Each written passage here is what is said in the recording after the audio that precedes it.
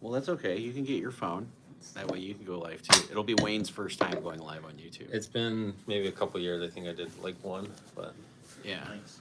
So right now we don't have anybody logged in because we didn't really like announce it. yeah.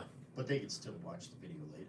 Yeah, they Sure. well, of course, but they'll see that it's live now. Do you need the charger? No, I got it. They'll see that it's live, and so if anybody has any questions, they can ask. Yeah, and you can watch a live stream later. Yeah, I mean, if other people have questions, but I mean, it's So you can save a live stream later?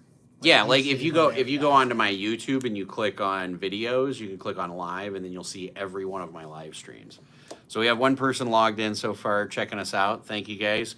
We are live here at the Venetian. We've got our meetup game in 2 hours. What are you looking forward to about the meetup game? What am I looking forward to Yeah. about the meetup game? We have Crisis Actor. I think the thing I like the most about the meetup game is the variety. You know, you get PLO 4, you get Big O, you get double board. Plus, I like to meet all the players. So you don't get bored, right?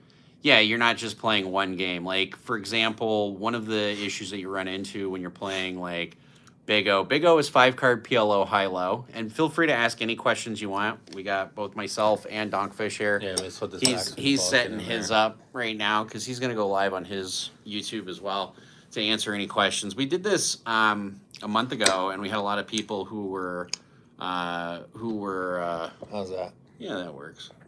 I guess I'll scooch a little closer to you.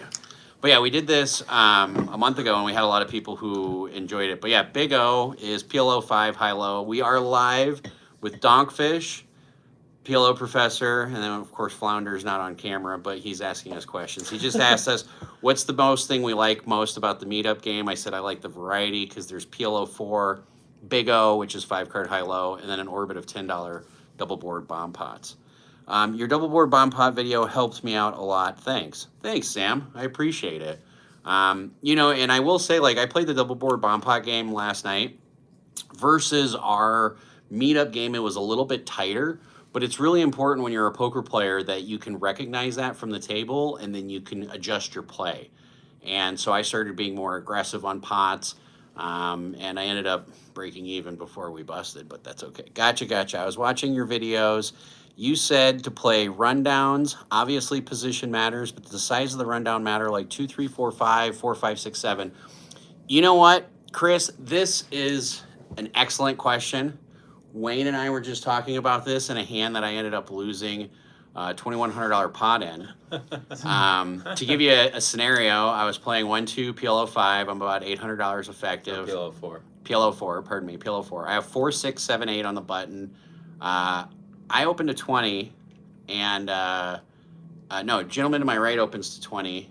No, because I would have 3-bet that. Yeah, you made I opened to 20. The big blind 3-bets to like 75, and he'd been 3-betting me pretty much all day. Like, I could tell he was trying to lean on me because he thought my opening range was too wide. And then the next player, 3-bets or 4-bets, and I elect to call. It was like $235. I call. I still have 800 effective. And, or no, that wasn't right. Well, in any case, it depends on what you're putting your opponent hands on. For example, wow, we have 28 people live. We're 100% live, so ask whatever you guys want. But if you have a rundown like 4, 5, 6, 7, or 7, 8, 9, 10, any of your rundowns that cap out at about 9 high or 10 high, if you put both opponents on aces, you're actually in a really favorable position. Your equity should be minimum around 30%. In some cases, against 2 players that have aces, you're going to find that your equity is actually going to be higher than both of theirs. It'll be around 40, 42%. So there are some situations when you jam all in. So for example, one hand that I lost a big pot on, I had 9 Jack Queen King. This is a pot that was a $4,500 pot, and I ended up losing that against 2 hands that had aces. And Wayne and I were talking about that in the proximity of having a rundown that's king high, because you know your aces are all blocked, is actually a much weaker hand than a hand like 6, 7, 8, 9 or 4, 5, 6, 7. Now, it so happened I still had 30% equity. I ended up losing, but so rundowns that are smaller when you know both your opponents have aces actually end up being stronger. I actually scooped 3 pots in a row and chopped about 75% of the others last week. Sam, I hope I run as good as you do today. Guy in the red, what the hell? Gino, that's Gino. That's Gino. We'll probably see him in a Gino, couple we'll hours. see your mom. Gino, we'll see you in a couple hours. We appreciate you logging in, trolling us. Hello from Russia. I keep getting some Russian people. This You got is a lot of interesting. Russian fans, Yeah, huh? this is like the 4th Russian that has Wow. come and said hi live on the stream. Hello from the United States. I love this. Yeah, I have a question for you guys. Go ahead, Flounder. I'm kind of new, but I like to punt chips. You guys know that. Yeah, right? yeah, So Okay. if I go to this meetup game, why should I buy in for more money than versus minimum? You mean why should you buy in for 1,000 versus 200? Yeah. So this is a great question. Do you Yeah. want to tackle this one, or do you want me to tackle it? I'll start. So I mean, Josh and my strategy is a little different in this regard. So I always say if you're kind of a newer player like yourself, Yeah. I would prefer to buy in shorter, just because your decision making is much easier, especially in these double board bomb pots. You know, I mean, if you flop, any piece of it where you have a good chance to scoop on both, I mean, you're pretty much just getting the money in. Whereas if you're sitting there, say with 2K max, which is the max buy-in we have, you say you have like a flush draw or something, and then you call a decent bet on the flop, and then you brick the turn, then you're kind of in like a weird spot. Whereas if you just have like close to a 1-to-1 SPR, you pretty much just go with it. Yeah, I agree. I think if you're new at playing Pot Limit Omaha, and if you're new at like the mixed games, by the way, hey Outlaw, Christopher Wells, we appreciate you watching us. And we're both live on Donkfish's channel and Professor's. But if you're a little newer, what Flounder was asking is, should I buy in for minimum or should I buy in for maximum? There's actually a strategy that makes your decisions as a player a lot easier to buy in for minimum. So in some situations, Flounder, I would say buying in for minimum is very strong. I would say for 99% of the population. For somebody that is trying to learn the game and wants to learn like appropriate play and deep stack play, for example, like if that's what you wanted to learn, I would say just buy in for the max. Because the only way you're going to get comfortable by playing deep stack is by playing deep stack. You'll never be comfortable if you do a min buy-in and then like say you buy in for 200. Say like you're the guy that always buys in for min, which is fine. We've got players like that. If you buy in for min and you always cash out when you're up to like 400 big blinds, you're going to eventually be in a spot where you're just fucking uncomfortable. And when you're that uncomfortable, you don't know how to play it because you've never been in that position before. So the sooner you are in that position having more chips, the better off you are. So let me ask a follow-up on that. As professionals, when somebody buys in for min, do you think this guy's a fish? Or if you guys see somebody buy in for max, this guy wants to play? So what Flounder is asking is min versus max buy-in, do we have any prejudgments? Now this is the same question I got asked when I had a female viewer ask me if I thought women players were worse players than men. It's kind of a loaded question, but basically there's my short answer is I don't make any judgments based on somebody's buy-in until I see their action and their play. Okay. As a general rule, if I see somebody min buy, and then say they stack all their chips in stacks of 10 instead of stacks of 20. Like you buy in for 200 and you have 4 stacks of red instead of 2 stacks of red. I already know you're uncomfortable playing. I already know that you're new, and I know I will be able to take advantage of you and exploit you. I already know those things before. You're gonna exploit me now. Well, I'll definitely be showing up then. Right, before you even are dealt cards. And to answer Bruno's question, he was asking, when playing Pot Limit Omaha high-low, is the fun factor of winning with hands like 6, 7, 9, 10 worth the loss of equity due to being in such bad shape for the low? Now, if you're playing high-low, limit, there are some situations in which 6, 7, 9, 10 makes sense. If you're playing high-low pot limit with proper SPRs behind and usually in position, there are some situations where it makes sense to call with that hand. But generally speaking, if you're playing for fun, that's good. We like those players, but that's not what we focus on. I hope that answers your question there, Bruno. Yeah, I mean, usually if you're going to play a hand, I mean, that's not a high only hand. Obviously, you can make a low with 6, 7, which is pretty much just classified as an emergency low. But usually if you're going to play a hand like that, I mean, I would prefer the hand to be a little bit of a stronger, high only hand. I mean, I don't personally. I mean, maybe at a meetup game, I'll kind of splash around and play that hand, but I'm not normally going to play 9, 10, 6, 7 in High low. Yeah, generally speaking, I'm not either, but I will tell you there's been some few times, especially if you're playing like 20-40 limit or 15-30, and you already have the crazy maniac factor going on, which is what I usually have when I'm playing limit and pot limit. There's going to be a lot of times where if I have 6, 7, 9, 10, and there's like 4 or 5 people in, I'm probably just going to open raise, which sounds crazy. But again, in limit, it's a little bit different.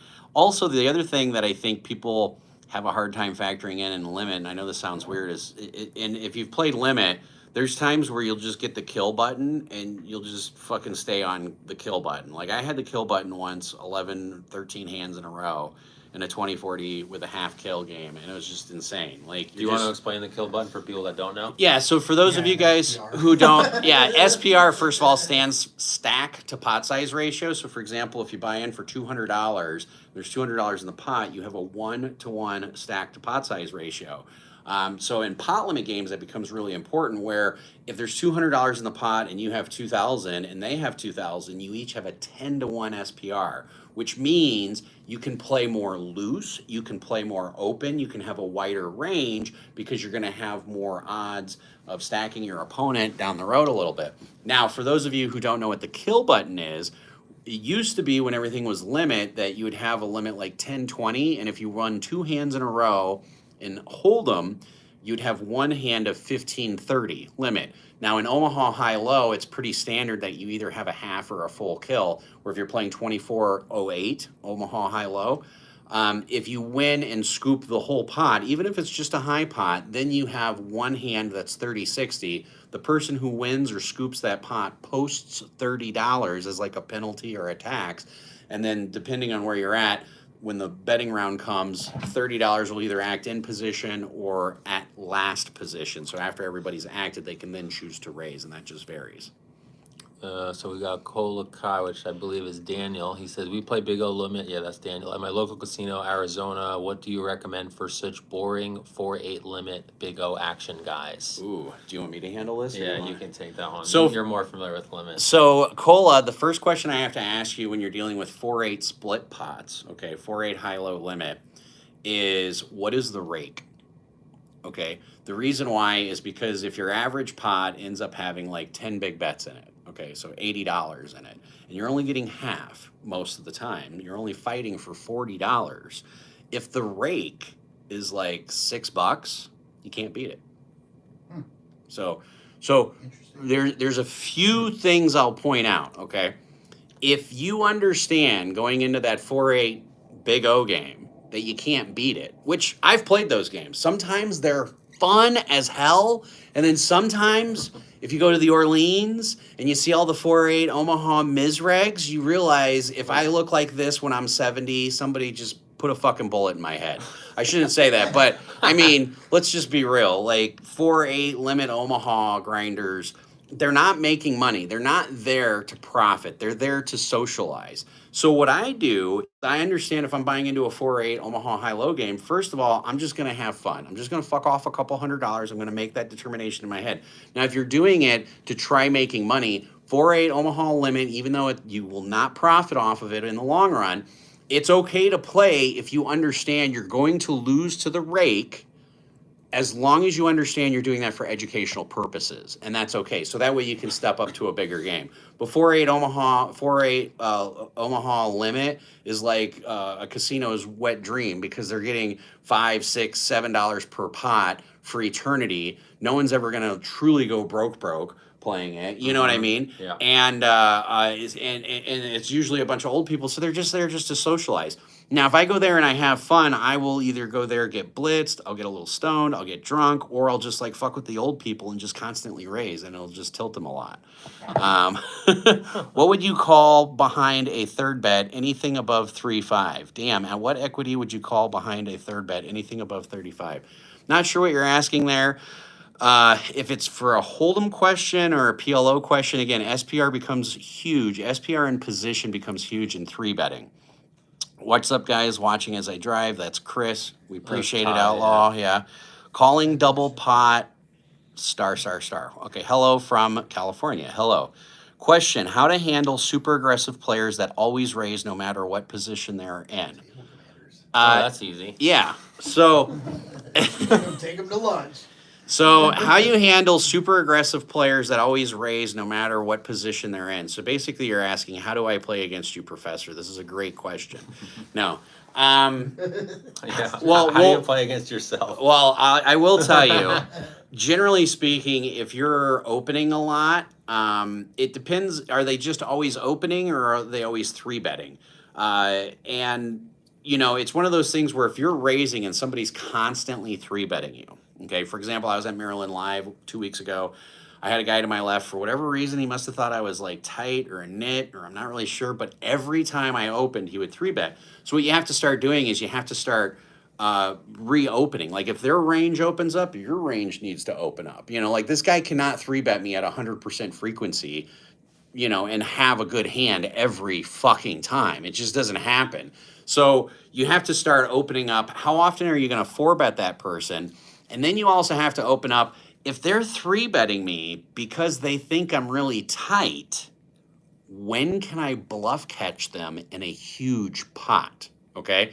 And that becomes really important because if you have that image that you're just going to fold to a bet, you need to exploit that image and use that to your advantage. So, for example, if that fucking third diamond comes out and I kick myself because I even read to myself, I have this guy with a straight and the diamond gets there, you have to say, sometimes he's going to have me beat or she, and sometimes they're not. And you just have to put the chips in. But if somebody is constantly being aggressive, set them up in a position where you have a really strong, equitable hand, and their option to win the pot is to bluff it, or they have the nuts, and then call them off on it. Because you have to use that image to your advantage. So if you have the super tight image at the table, expect people to bluff into you a little bit more, and then you need to counteract that by being a hero and making that stand-up call a little bit more often. And for those of you guys who just logged in, we're on both Donkfish's live stream and my live stream, so that way we can answer all the questions. Just to add to that, I think also it's really important as far as what position that player, like if say Josh is right to my left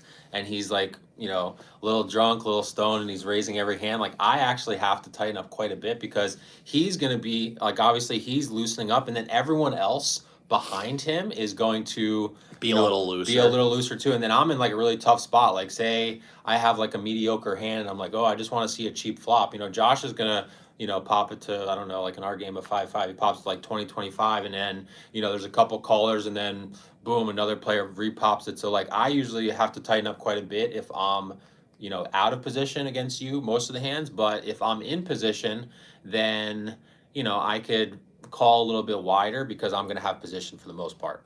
Colo said it's the biggest game local, the 4-8 hand. Understood. What about raising pre with 3-3 hands and not being able to protect mid-flop post? So if you are raising with 3-3 hands and the flop's like 7-8-9 or 8-9-10, there are occasional flops where you're just going to have to muck it. But the other thing you have to factor in is if you're raising in Big O and the flop comes 9-9-10, how often is your opponent holding a 9? Like, a lot of times, this is going to sound horrible, but just a standard c-bet, even though you're facing 3 opponents and there's 15 cards out there, I understand there's 15 cards out there. There's 2 9s out there. I understand all of that. I also understand that there's 42 cards left and there's 2 9s out there. So there's, a 1 in 21 chance or 4.75% chance that somebody has a 9 in their hand, but you raised. How likely is it that they have a 9? I mean, you can find out by putting in a little bit of a small bet. You don't have to do a huge bet. Flop comes 9-9-10, there's $100 in the pot. If you're like 4-way action and it was 25 pre, you can just make it like $25-30. The biggest misplay, the biggest misplay that a lot of Big O players that I experience, or even PLO players have when they start off, is there'll be $100 in the pot and there'll be 5-way action, and they're like, what do I bet now? I have equity in this hand, and I don't want to get like blown off of it, but I don't want to just check and give everybody a free card. It's okay to bet like a quarter pot or a third pot. Oh, there's $100 in the. I'll bet $30. You have a question, I have Flounder? a question. What do you got?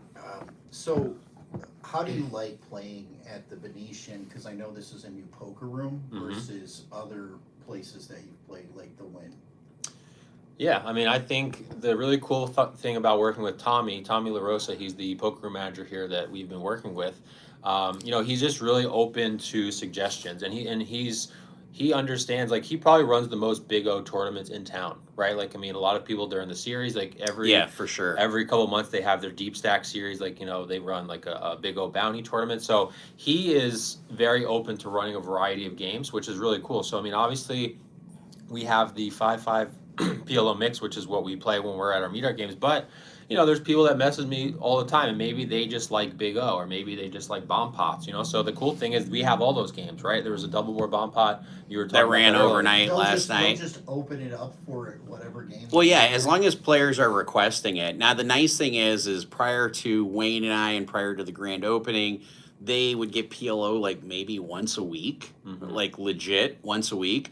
Now they're getting PLO every day. They're getting double board bomb pots Thursday through Sunday, probably every day during the WPT. And then we were getting our mix game that's going to start today. I have a feeling the mix game is going to run all weekend. And it even might run during the day next week. I'm pretty sure it will with as many people that are in town. But no, the Venetian is really good. All the new tables. They do have some new dealers, but they have some dealers that have been here for a really long time. They really know how to do things right. And probably the nicest part is the timed rake is $7 every half hour.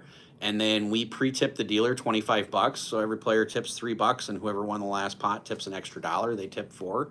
So everybody posts 10 and one person posts 11. You don't even have to tip the dealers. It's like pick up and go, and they're ready to go. Yeah. Cool. So everything's pre-tipped. It's cheaper with the timed rake. You also get $3 an hour comps here at the Venetian through the month of December. After that, they're probably going to kick it down to $2 an hour. Yeah, so $3 an hour in comps. That's really good. Is a way to do it. All right, so is raising with a moderately strong hand in the cutoff to take position from the button a plus EV play? Generally speaking, yeah, if you have a strong hand or a moderately strong hand and you're in the cutoff and no one's raised, you need to raise. Now, here's the other thing. You don't have to raise pot.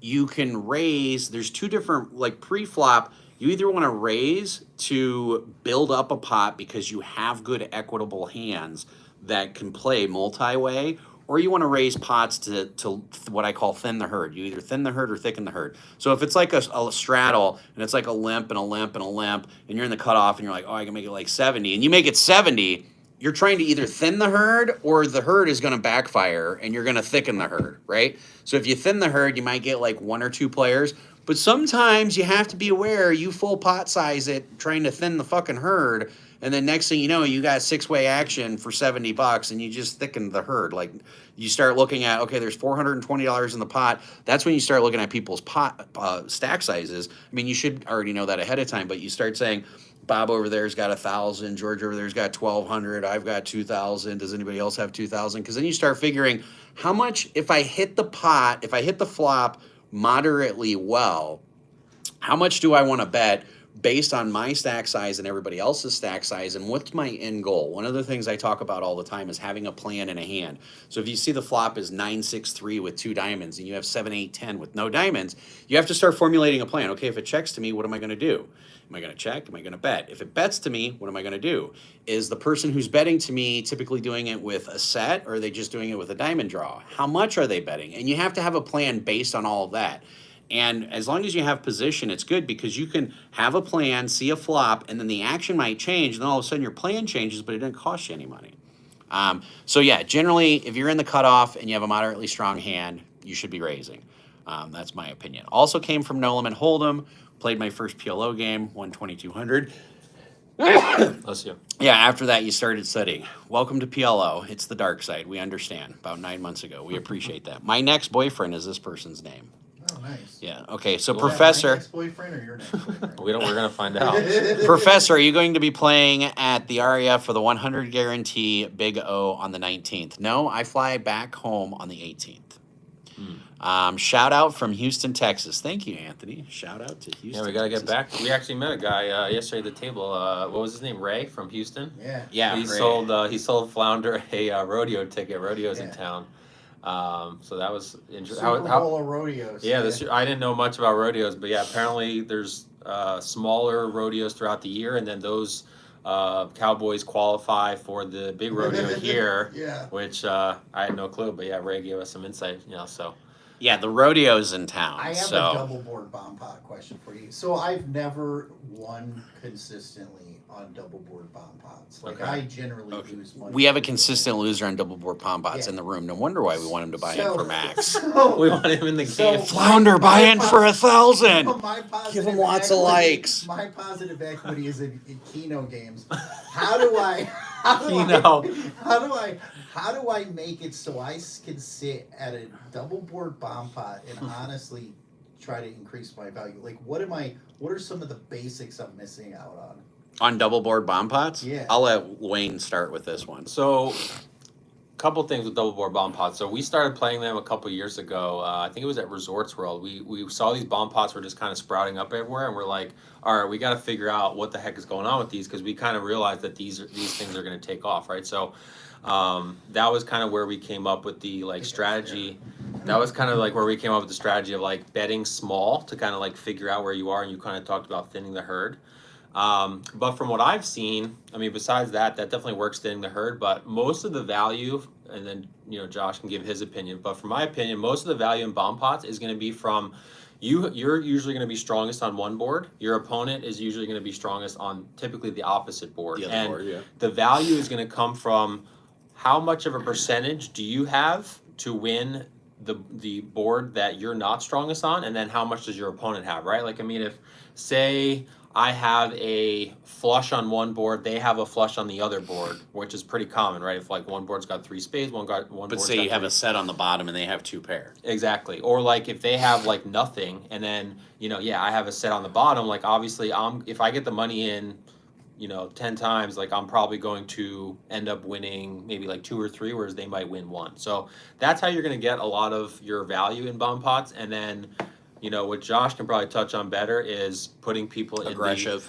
aggression and putting people in the pickle position, right? Because I mean, with double board bomb pots, you're most, especially when you're playing 4 card, right? When you get into like 5 and 6, then it gets a little different. But 4 card, you're very unlikely to have a very strong hand on both boards. What's the pickle? So, okay, this is what I'm going to explain, because we also had somebody who just said they refuse to play double board bomb pots because it's too much of a gamble. There's actually a lot of strategy behind double There board is, bomb which pots. most people think it's just like, like bingo, or like what? Yeah, so the reason why we start off by betting small, this is one of the most common mistakes. If you hate double board bomb pots, listen to this very intently.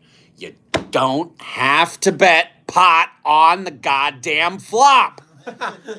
Just gonna say it one more time. You don't have to bet pot. But those Hold on. prices are so high. Hold on. So if you're 8 ways, like in our meetup game, there's $80 in the pot. I'll give you a perfect example. I was playing the double board bomb pot game yesterday. I can't remember exactly what I had. It's not really important. I'm first to act. There's $80 in the pot. I've got 1,000 in front of me. A couple other people have 1,000 in front of them. A couple people have like 300-400. Keep in mind, you want to keep track of the SPR. I bet $10. Now I've been betting $10 all day. And the table knows that when I bet $10 and you bet pot, sometimes I fold. When I bet $10 and you bet pot, sometimes I repot it. And then they're like, what the hell? What was worth $10 that's worth $800? And I had a hand that happened that time.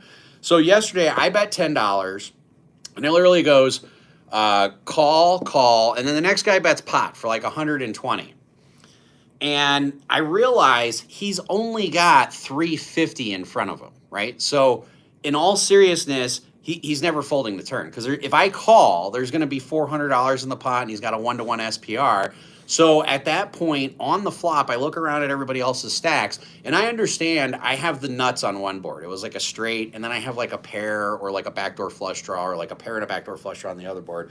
And I look around and I go, well, I know I'm strong enough to where I could get quartered by one of these big stacks, but if somebody really had the nuts straight here, don't you think they would probably raise just to try to put pressure on the players behind?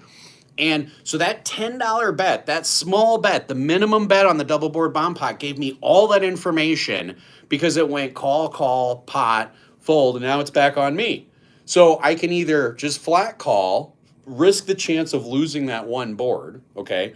Or now I can repop it and make it like $500-600, because then the people with the bigger stacks are going to say, well, I don't have the nuts on either board, and I don't like risking $500 where I might only be winning half, and then they end up laying it down, and now I only have to worry about the guy who potted it to 120 or 130, and now he's only got 240 left behind. So even in those situations, like occasionally I'm going to lose those, right? But I'm okay with that because more times than not, I'm going to end up catching up and winning or something to that effect. So the biggest mistake that most players play when it comes to double board bomb pots is they'll see a board like 4, 5, 8, and they have like 6, 7, 10 jack. So one board is 4, 5, 8 where they have the nuts and they don't have any redraws, and then the other board is like deuce, king, king.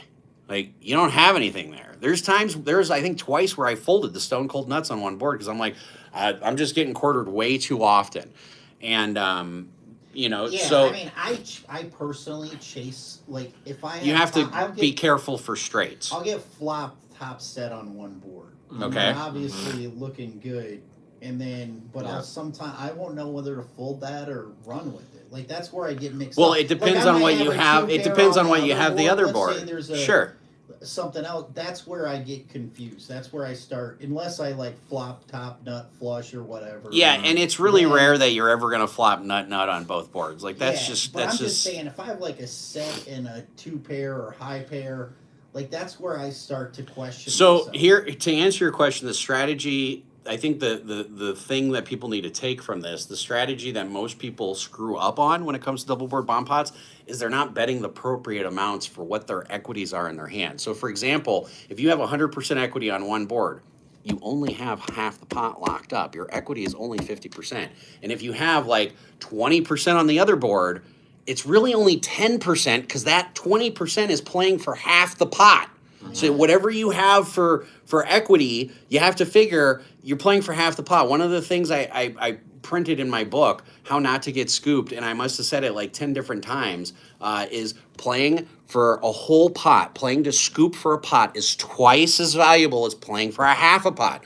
If the board is all high, and Big O, for example, and somebody bets $400 into a $400 pot, that is more valuable than if there's a low board out there and you're calling 400 because there's a potential that you might only be winning 200. You follow me? So playing for all of the pot is much more important. So when you have hands where you can play and scoop for the whole pot, that's kind of the secret. But you also have to make adjustments based on players' tendencies and things like that. Watch Nightmare on the Madhouse for lessons.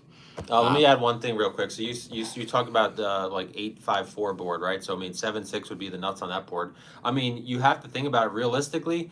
3 other people can have the exact same nut straight as you, right? So nut straights are not nearly as strong as nut flushes, right? If you have a nut flush, nobody else can have that. You have the absolute nuts on that board. Granted, as long as there's not like a straight flush available or whatever. But nut straights, like I learned that the hard way. They're vulnerable. Like Very. I had a hand where I had Broadway.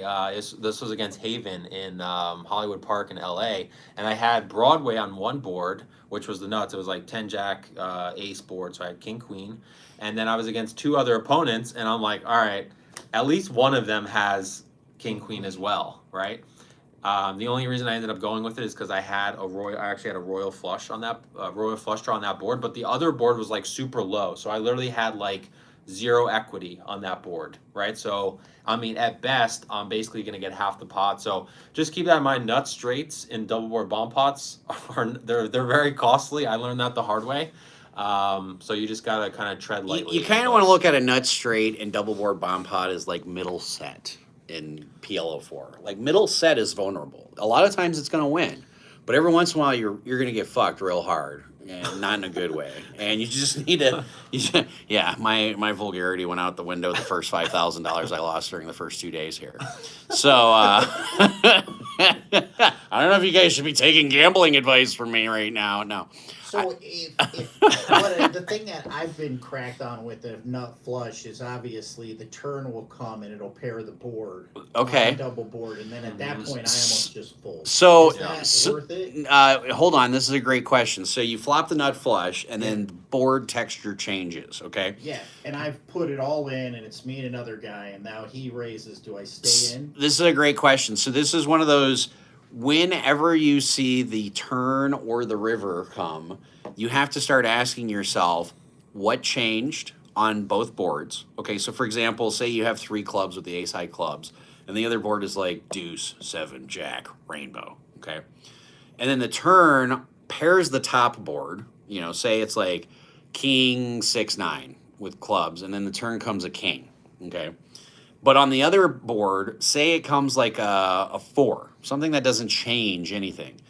If you have the nut flush and you go, well, I still have like jacks and 7s, for example, those are okay to call because the in some situations, because you do have to factor, okay, if my opponent has pocket kings there, what rivers am I going to lose the other board on? So you can start narrowing down your opponent. It's actually, I hate to say this because some people are going to give me flack for it because it's on the internet, but sometimes it's easier to read your opponent's hands in double board than it is in PLO 4. And the reason why is because the board texture on one board can change so dramatically and the other one can stay the same. Like say the board is 6-6-5 on one board, and then on the turn, it puts out a deuce. Nothing changed there. But say on the other board, it's like deuce 7 jack with 2 diamonds, and then all of a sudden the 8 of diamonds is out there. Hey, the board texture changed. Now all of a sudden Bob over here is going fucking nuts with his hand. You're like, wow, Bob, what changed? Do you really have 6-5 and you were just slow playing it, or do you have the nut diamonds? So anytime you see from the flop to the turn and from the turn to the river, the board texture change, you have to start asking yourself, why are my opponents so gung-ho about this? Why are they good? Why are they so excited about this? And proceed at that point. So in some situations, it's okay calling knowing that you're going to be losing on one board, okay? But this is when SPR comes into play because then you can start saying, well, if I call 120 on the turn, I know I'm going to have to call 360 on the river. Right. I'm okay with investing 120 to see if I can protect my investment. If the river like bricks out and doesn't change anything, like deuce 4, 7, jack, and then like a queen or something, that's not going to change too many things. Yeah, there's not much there. The final thing on bomb pots is I rarely see people bluff.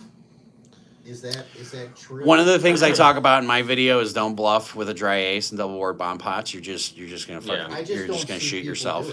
I just No. see people. You can. It's infrequent. You can. I did it a couple times yesterday because the game was so tight, where I had like literally one pair on both boards, and I was just like pot. The bluffing and double boards is kind of like if you have only one board and you have like nothing on the other board, that would be kind of a bluff if you're basically trying to get them off their other board, right? If like you have say like that nut flush, and you're up against one opponent, then you can bet large to get them off. But if you're say up against like 3 to 4 opponents, right, and you have the nut flush on one board and literally nothing on the other, then it's kind of a little different. Then you might bet smaller because you want other people to come in, because then you're just going to get, you're going to get half no matter what. So like in that point, if the pot's like $200, instead of betting full pot, maybe you'll bet like 80 or like 120 or something. Yeah, just to induce some calls, so you make more money, because you're not going to make any more money by betting pot and everybody folds, and then one person calls you and you chop the pot. Yeah, so there's different strategy based on the amount of opponents. No, those are good ideas. I'm gonna try some. So here was another question: is it correct to only come in OPR open the majority of the time in a big O high low to have a nut low draw ace through 5 and then try to scoop high? My opening range for big O is much wider than most. One thing that you have to understand is in an 8-handed big O game, there's a 25% chance that somebody has ace deuce. Dang, really? Yeah, 1 out of. Holy crap! So that I means didn't know that. in one orbit you're gonna have a 25% chance. Yeah, two times where people are gonna have ace deuce, and you just got to keep that in mind. Now that doesn't mean that I don't raise. I open with a variety of things in big O, and I also feel out the table too. So it just varies. Again, pay attention to SPRs. Like if you're sitting there and you're $3,000 deep in big O and all of your opponents are like $3,000 deep, you can start opening and calling with a much wider range. Where is the best spot to bluff? I really play too honestly unless I have the ace of the suit that hits. So you're an easy player to play against. Crisis, Actor, or Chris. I'm calling it Chris right now. Because if I know that you're too tight, I'm going to be bluffing at you a lot more and picking up a lot more pots. So if you're curious, one of the things like I coach my students on is if their 3-betting range isn't high enough, I give them a homework assignment and I tell them you need to start 3-betting once an orbit.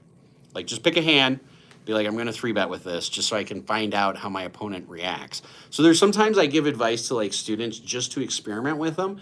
for a couple reasons. One, you need to understand how it feels when you're like 3-betting or getting out of your comfort zone. So for example, Chris, if you're saying I never bluff, okay, what I would start advising to you is I'm going to say start forcing yourself to bluff, say 30% of the time. If you want to say, Professor, how do I determine what that 30% is? Now, this is a strategy that a lot of poker players use. There's a reason why poker players go out and spend $5,000, $6,000, $7,000, $8,000 on watches, is because they have really good time. So if you ever want to know how to randomize when do I bluff 30% of the time, you look down at your watch, and if it's between your seconds or between 1 and 20, bluff. If it's between 21 and 60 seconds, don't bluff. I mean, that's 1 out of 3, right? So it's a good way. So to randomize you it. could just totally randomize it and say this. I'm going to bluff 1 out of 3 times for like 3 orbits. Anytime I'm in a hand, 1 out of 3 times I'm just going to bluff. And then when it's on you, just look down at your watch. But the important thing is when you're not bluffing, you look down at your watch, because people like myself are going to observe that, and they're going to realize you only look at your watch when you start bluffing. So you need to do that with all your normal hands as well. Yeah, let's see. We got Anthony Pregene. Bro, Donk, I just casually ran into you scrolling on YouTube. Big fan, bro. Keep grinding, and I'm always grinding on Westheimer at Empire, Legends, and 101. I hope to play with you in a game someday. Big fan and subscribe to User Strategy every day, seriously. Thanks, Anthony. We did play at Legends and 101. I think I actually played at Legends a month or a couple. Actually, it was a couple weeks after one of their shootings. It was like a couple years ago. 101, we had a meetup game that was last year in like April or no? Beginning of last year. So we haven't been it's been a while. Since then. We haven't actually been this full year. So we definitely are looking at potentially coming next year, but we're kind of waiting.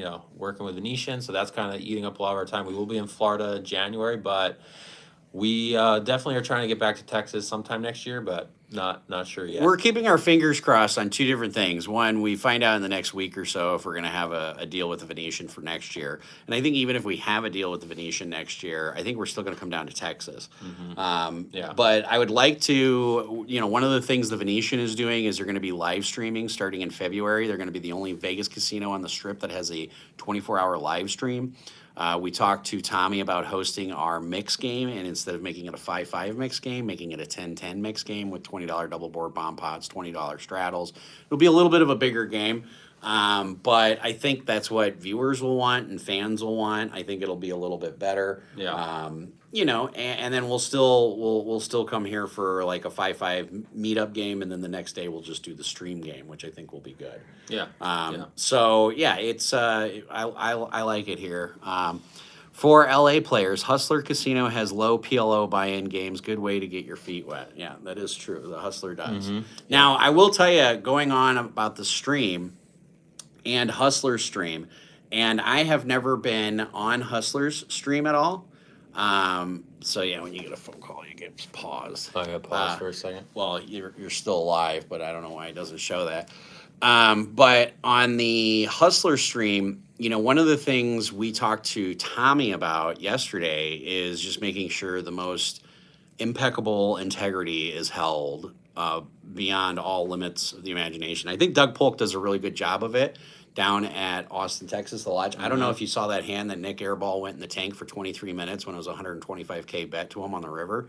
And he had a straight. The board was like 3, 5, 6, 7 king with 2 spades and like 2 diamonds, but everything bricked out. But Nick Airball had a 4, another guy had a 4, and another guy, Tesla, had 8, 9.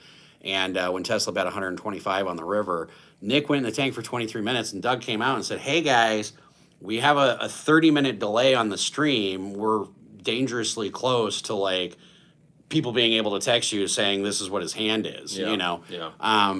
It's unusual you get a 20-minute tank on a hand. But for 125K, I mean, I'd probably think for a little bit. it's a good I chunk would of think change. until this stream caught up.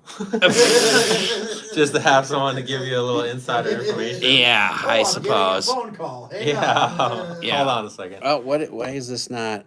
Well, It says it's live. it says it's live. I don't know if you guys can see Donkfish and I on his feed right now. If you can, just give a thumbs up or something because it just shows blank. But Yeah. it says it's still live. Yeah. But yeah, no, it's those are some great questions, Michael. My two Parliament Omaha mentors. Hope the meetup game goes well tonight. Madhouse for life. We appreciate you, Michael. Thanks, Mike. Looking forward to meeting you. Mike's gonna try to meet up with us when we're in Florida next month because he's up in northern part of Florida, so he might try to come down. So that'd be cool. Sweet. Well, maybe he'll, if he wants to. We have that Airbnb that we still need to get people for. We need to get what, 3 people for. Yeah, Yeah. that we're splitting Yeah. an Airbnb down in Florida for like 2 weeks. So if Yep. anybody's interested in going to Florida for 2 weeks, splitting an Airbnb with Wayne and I and 3 other random people, message us. Hey, good time. Good time all around. Yeah, sometimes you get some interesting experiences with Wayne and I when we're on poker trips. That's all I'm going to say about that. You just have to experience them. Yeah. So, any other questions you guys have? Flounder, do you have any questions? Flounder's playing with us today. If you guys want to swing by after the stream, I'll buy a pizza. Oh yeah. Ooh. Yeah, Ooh, free All right. pizza. Hell yeah. I like it. Where are we eating pizza at after the stream? Oh wait, where the stream is before. We're in Florida. We're going to be in Florida January 5th through the 20th ish. I want to I say. think it's like the 7th because we're gonna be there for pretty much their whole. It's called the Lucky Hearts Poker Open, and that's down at Hollywood, Florida. Jason and his team, they do a pretty awesome job there. I tell people, besides Vegas, it's definitely the best place for mixed game tournaments in the country. The thing they do the amazing job of is even if you are, if you're a Hold'em player, of course, there's always going to be an everyday Hold'em tournament, but every day they have a Hold'em tournament and they also have a mixed game tournament. And a lot of days they even have 2 mixed game tournaments. So like usually their first one will start at like 11 o'clock. 11 and then 4. And then they Yeah, space them out. 4:15 or 4:30. So what's really nice is if you're in the 11 o'clock event and you bust out like max late reg and you bust out, you can still register for the other one. Yeah. So you can literally play a mixed tournament in the morning, bust out, and be like, oh, there's another mixed tournament in the exact same room, and play that. Plus, they've been so well known for doing so many mixed games that there is a tremendous amount of mixed players. It's great to be able to buy in for like 600 and possibly win 15, 20, 30K in a day in a tournament. And that's what Hollywood Similar Hard Rock offers, you know, every January. And that's, I was debating about this earlier today when I was taking a shower. Shower thoughts. I normally do like a chart and show you guys my profits and losses each year. I think I'm going to show you guys a chart of where I lost the most amount of money and where I won the most amount of money. Because right now, I'm not positive EV with Vegas this year. Not yet. Not yet. Hey, Tonight's yeah, we got the wrong, We're meetup gonna game turn starting this in like around. an hour, There we go. We're going to just turn it around. That's what we're going to do. I just need to go on Shower about an thoughts. $80,000 winning streak. No. Shower thoughts, right? There was a radio station that I don't know if it was in California or somewhere, and they would always have this segment called Shower Thoughts, and it was just like they would say these like interesting, ideas, and like it just, they would kind of say this is what you would think about in the shower. We should go. You guys should try live in the shower. What is I it? mean, you keep the clothes Whoa, on. But Flounder? It would just be live in the shower. We're going to right this ship. I hope so. We might table I that think one. we are. For profit PLO player for a few years now. Professor may not agree, but I very rarely bluff with air. It's usually a semi-bluff that has little showdown value, or it has to be set up on the turn. I agree that it's good to have a bluff set up on the turn for a river like jam or a river bet. A lot of times, if you rarely bluff, and the advice I was giving you as far as 30%, I think that was somebody else who said they didn't bluff enough. But if you rarely bluff, people like myself are going to pick up on it. And when you do bluff, you're not going to bluff appropriately. What do I mean by that? I mean, if there's $900 in the pot and you have 1,000 in front of you and you decide to bluff, what would you bet, Flounder? You're a complete novice at this. Watch, he's Usually gonna when fail. I bluff, I'm shipping all my chips. Okay. I'm He passes. sold. He passes. No, I'm pushing it all. Yeah, he passes. So most people, if they bluff and they have like 1,000 in front of them, there's 900 in the pot, they're gonna bet like $600.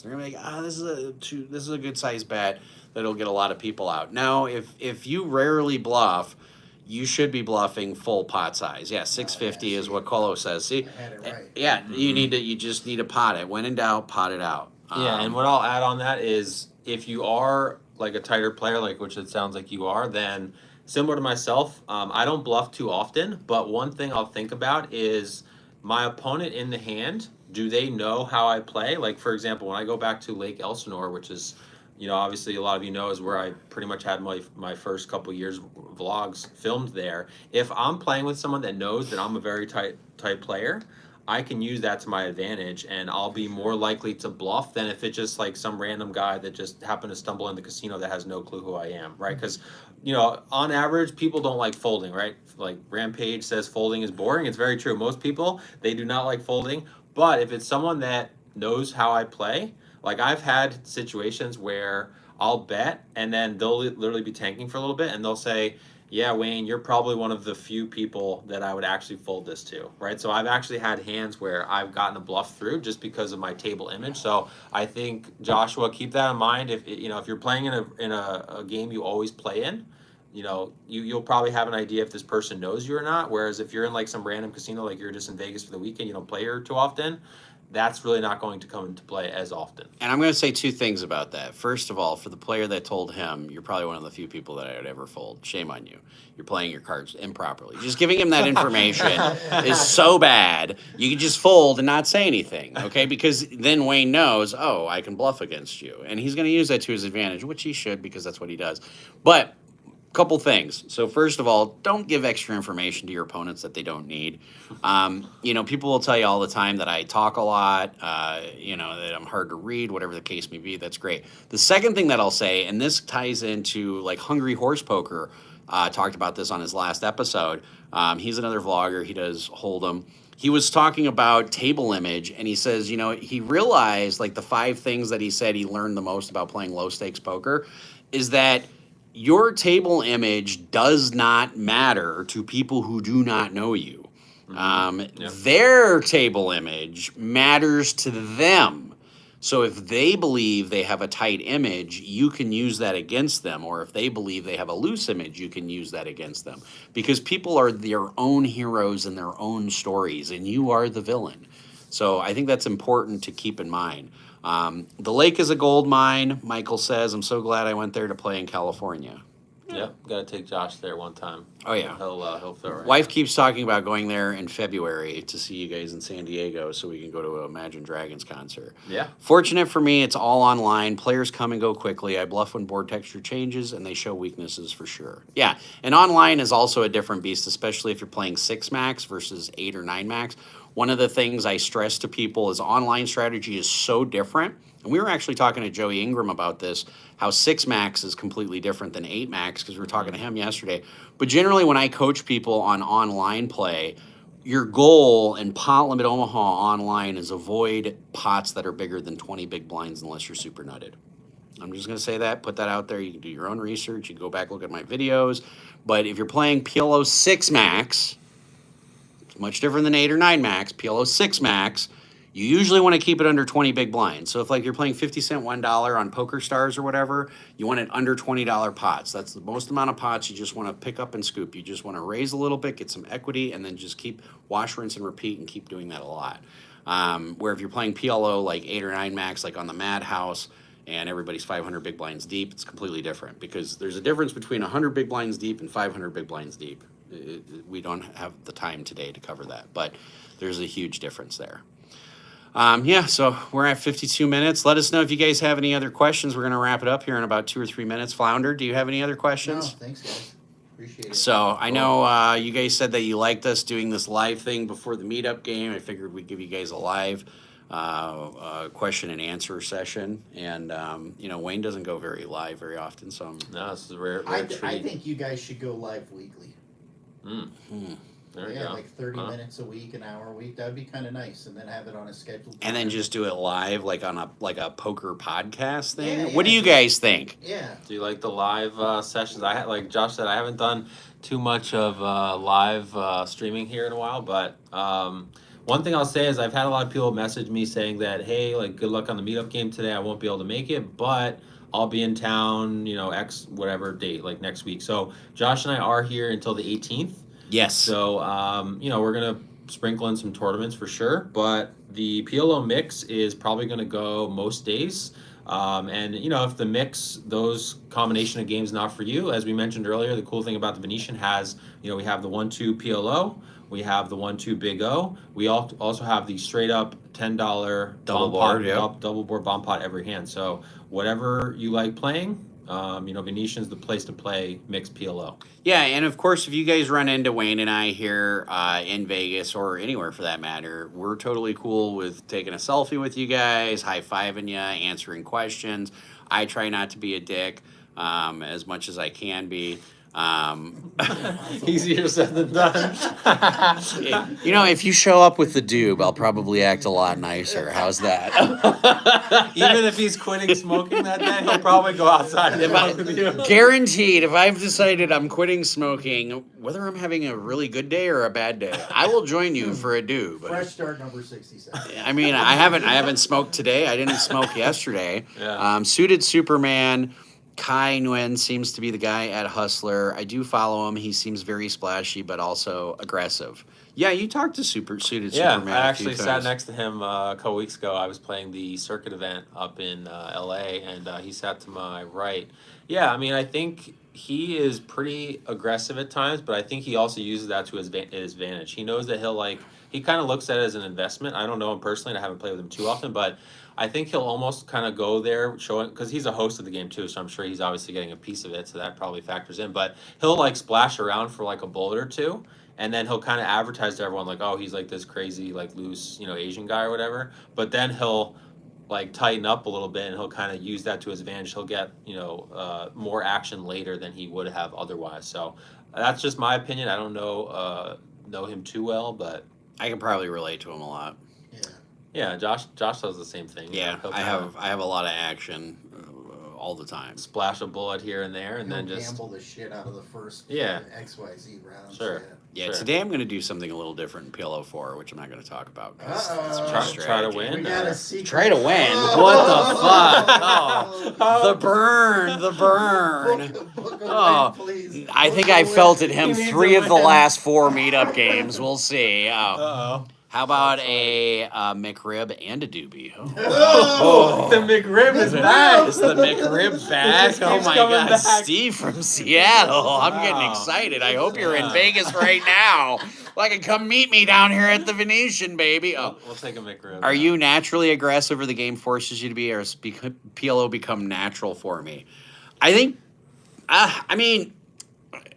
I think for me, PLO, it's just natural at this point. Like, I can look at a flop. Like, I'll give you an example. I think this was the day before yesterday. No, it was yesterday morning. I was playing PLO, and I had deuce 3, 5, 5. And the flop is jack 3, 4, single raise pot. Now, deuce 3, 5, 5. Some of you are thinking, wow, when can I play with you, Professor? I'm in position. I'm gonna be at the meetup game. I'm in position. I make it like 20 pre-flop. There's 2 callers, so we were going 3 ways to the flop. Flop comes jack 3, 4 with 1 spade, and I have deuce 5 of spades. And it goes check, check, and I'm like, fuck it, I'm just going to bet pot. Like, if it checks, I'm just betting position here. I'll bet the pot. So I bet pot. I get 1 caller. I'm like, okay, really don't like the hand unless it starts changing, unless the board's texture starts changing. I mean, I still have an open-ended straight draw. I have a pair of 3s. I do have pocket 5s. I do have backdoor spades. So the turn comes a 9 of spades. Opponent checks. At that point, there's 240 in the pot. I have like 380, so I have like a 1.5 SPR to 1. For me, I just pot. Like, I already know the 9 of spades, backdoor spades gives me so much equity that no matter what my opponent has, even if he's got a set of jacks, I still have a straight and a flush draw. I still have 33% equity. I'm not getting the wrong odds very often by getting it all in here after I bet pot, because I have like another 140. Like, if I bet 240 and the guy calls 240, I only have another 140. You know, so I'm calling 140 to win 720. Actually, more than that, I have to add another 140 to that. Calling 140 to win 780. You know, I'm getting the right odds no matter what. So when he checks to me, I just know, oh, I bet pot, and if he raises, I'm all in. And he snap jams, and I'm like, okay, I call. And we run it once, and the river's an ace, and so I end up with the nuts, and he turns over his hand. He had ace, ace, 9, jack. he had top 2 pair on the turn with a pocket aces, and on the river an ace came and he thought he won with an ace. And I just said, oh, I have the nuts. I have 2-5. And he's like, oh, that's one of the 2 cards you can hit. And the dude was like super pissed. And I said, well, let's go ahead and count it out, because I just wanted to like shell him. No, it's not one of 2 cards I could hit. I said, there's 2 aces in the deck.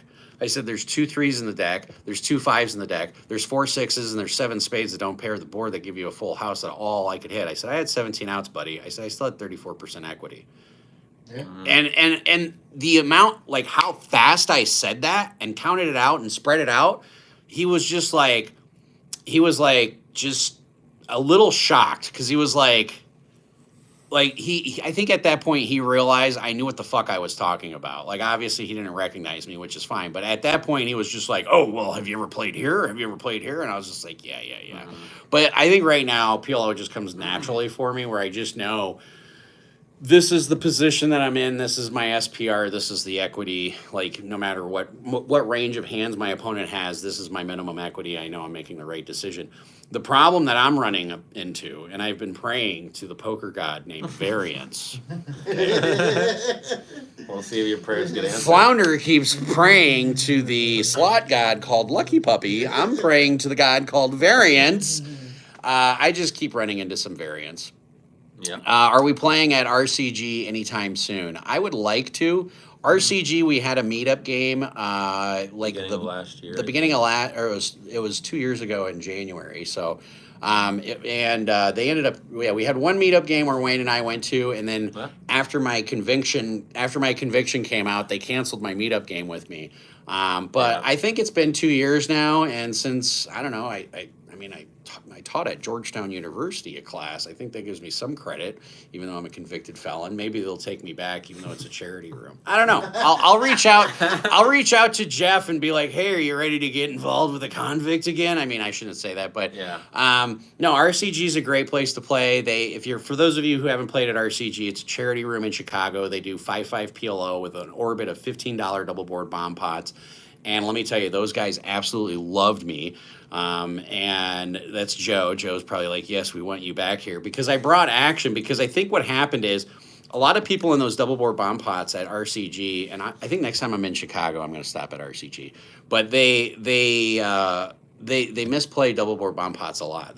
Everybody bets pot. Like, they just bet pot. No one bets anything else. Yes, it's incredible action, Joe. Matter of fact, Chicago and RCG is one of the places that I've had a lot of positive RV. So maybe at the end of the year, I'll do my little, this is where I've made the most amount of money and lost the most amount of money. I already know Florida's going to be up there. We need to do more trips to Florida, but Vegas is going to be right after tonight.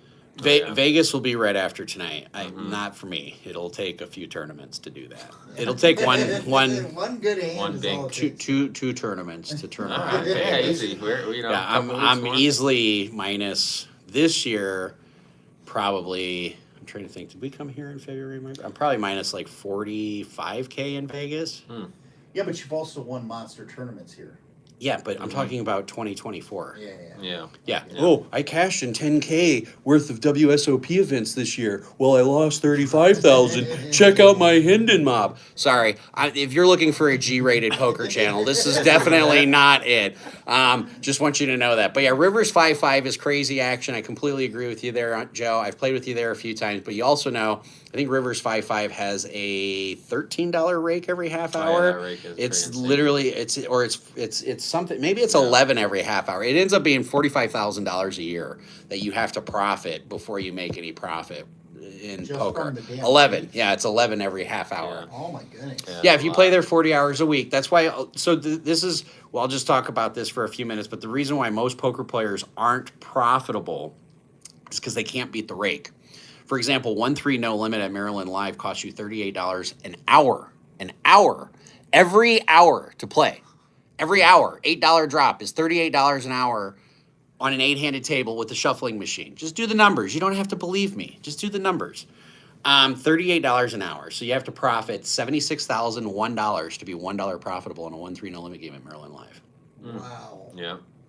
Well, you're not going to Think about that for a minute. Well, I mean, but no, I part of like the difference I think between me and a lot of other vloggers, and Wayne, you can appreciate this, is I talk about the shit people don't want to talk about. I talk about cocaine and phentermine and Adderall addiction. I talk about hookers. I talk about all sorts of stuff, you know, and I'm just upfront about it. I don't know why people don't So what talk has about the that. best rate? What's the best place to play with the least amount of rate? Right now, it's the Venetian. $7 every half hour is probably the best in the country.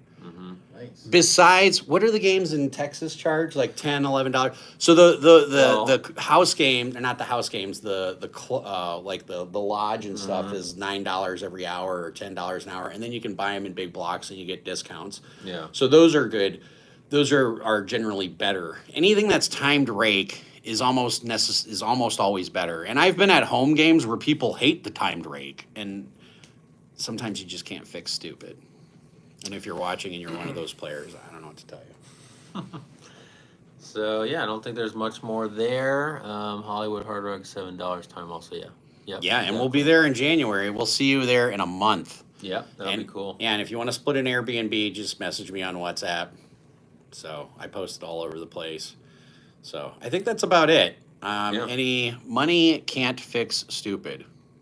Good. Yeah. Money can't fix stupid, but you know, you don't look stupid if you're driving a Lamborghini. Me, I drive a lot of different things. I have 4 different vehicles, and they're all older ones, and an RV. I have an RV and a van and a Van down by the river. A van down by the river. Oh. In any case, we will see you guys at the Meetup game. We will see you in January. We appreciate it. We love all of you guys. Thank you guys for tuning in. Don't forget to hit the like, subscribe, share, all that other great stuff. Hopefully we get a year-long deal with the Venetian. That'd be pretty cool. Get some live streams going. That'd be cool. Yeah, so play smart, everybody, and run like a god.